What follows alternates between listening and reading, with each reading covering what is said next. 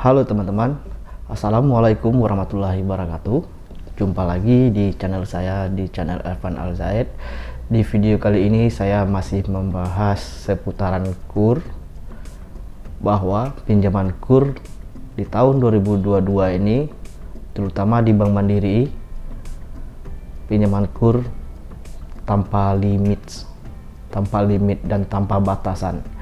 Jadi buat teman-teman yang ingin mengajukan pinjaman KUR, berapapun teman mengajukan pinjaman bisa, karena di tahun 2022 ini pinjaman KUR tanpa batas atau tanpa limit pinjaman untuk perorangan nasabah. Jadi penjelasannya gimana? Apa sih yang dimaksud dengan tanpa batasan itu? Jadi buat teman-teman yang baru bergabung, jangan lupa memberikan like dan subscribe-nya, dan tonton video ini sampai selesai agar teman-teman paham dengan penjelasan saya. Tapi jika masih kurang paham, silakan teman-teman tanyakan di komentar.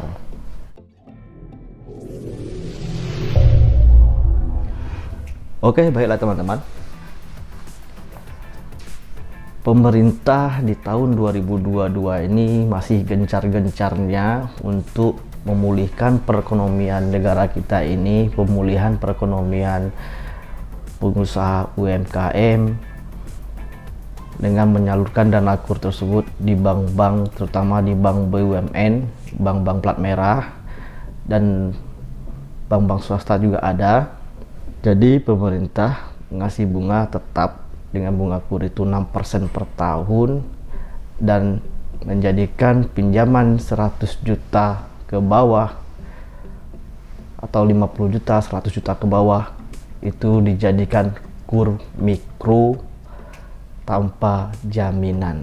Jadi buat teman-teman, jika ada usaha dan memiliki usaha sudah berjalan minimal 6 bulan dan usaha itu aktif, silakan teman-teman mengajukan pinjaman KUR di bank mana saja. Semua sama, bank bunganya sama, dan syarat-syaratnya pun sama di semua bank, karena KUR itu program dari pemerintah, jadi semuanya sama, tidak ada perbedaan. Dan pinjaman KUR di tahun 2022 ini di semua bank juga sama, terutama di Bank Mandiri ini, pinjaman KUR tanpa batas, tanpa anggunan, dan tanpa limit pinjaman. Apa tuh yang dimaksud dengan tanpa limit pinjaman? Gini teman-teman, karena di tahun sebelum-sebelumnya, di tahun 2021, 2020 di tahun sebelumnya, pinjaman KUR itu ada batasan buat nasabah atau batasan per KTP per orangan. Jadi di tahun sebelumnya itu maksimal pinjaman KUR itu per orang 500 juta. 500 juta yang dimaksud itu bukan begitu minjam langsung bisa 500 juta, tapi batasan maksimal pinjaman orang itu tersebut. Contoh, misalnya sebelumnya dia sudah mengajukan pinjaman KUR 100 juta. Begitu selesai mengajukan pinjaman lagi 100 juta, sudah 200. Selesai lagi mengajukan lagi pinjaman 200 juta, sudah 400.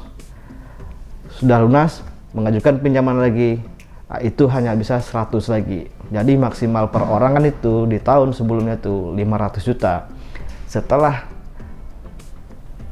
nasabah tersebut sudah meminjam 500 juta, itu limit pinjaman nasabah tersebut sudah penuh, sudah nggak bisa lagi mengajukan pinjaman maksimal 500 juta. Beda dengan tahun ini teman-teman. Tahun ini tanpa batasan. Misalnya teman-teman sudah mengajukan pinjaman KUR sebelumnya 200 ataupun 100, masih bisa meminjam lagi 200 lagi. Udah selesai top up dan mengajukan pinjaman lagi, masih bisa 200.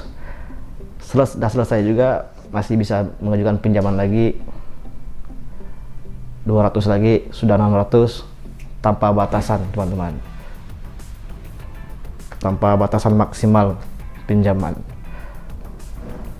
bisa 500, 600, tapi tidak bisa begitu minjamnya itu, maksud itu begitu langsung besar 600, langsung bisa 500, bertahap 200, 200, 200, 100, 100, itu bisa. Di tahun ini pinjaman KUR itu tanpa limit, tanpa batasan per orang pinjam KUR tersebut.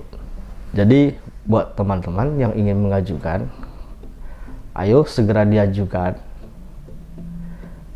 Karena saya bilang tadi pinjaman KUR tanpa batasan, mumpung kuotanya masih banyak, disilahkan diajukan. Karena KUR ini ada kuota juga dari pemerintahan. Per bank itu ada kuota, misalnya contoh saja misal per bank sekian triliun. Jadi bisa saja itu habiskan, sudah banyak orang ngambil, banyak orang mengajukan pinjaman, bisa saja kuotanya sudah habis. Jadi buat teman-teman disilahkan diajukan segera. Kalau untuk syarat-syarat sama aja untuk mengajukan pinjaman KUR itu ya, terutama ya usaha 6 bulan sudah aktif, usia 21 tahun minimal, dan KTP, dan ya sudah saya bahas di video-video saya sebelumnya terkait pertanyaan yang pernah dilontarkan di komentar bahwa katanya pinjaman KUR tanpa anggunan, tapi nyatanya minta anggunan juga. Maksud tanpa anggunan di sini nih, pinjaman 100 juta itu memang tanpa anggunan, tapi bank tersebut meminta minimal BPKB kendaraan, tapi tidak diikat di notaris, tidak ada pengikatan notaris.